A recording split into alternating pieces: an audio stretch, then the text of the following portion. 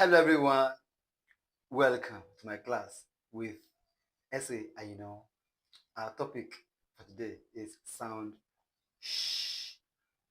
Sh. Sh.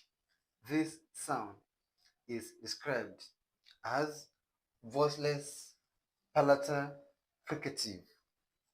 Voiceless palatal fricative. And the spelling symbols representing this sound are first sh as in sheep, sharp, shop, push, dish, bush, and so on. Next, letter s as in sure or sure, sugar, pretension, mansion, and so on. Next, ti as in patience, action, nation, mention, potential, essential, and so on. Next, ci as in special, official, conscience, and so on.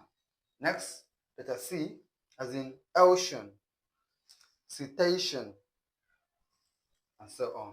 Next, ss as in mission, passion, pressure, and so on. Next, ch as in machine, mustache, charade, chagrin, chalet, chandelier, chef, chamois, sachet, shoot, brochure, chauffeur, chivalry, chassis, and so on.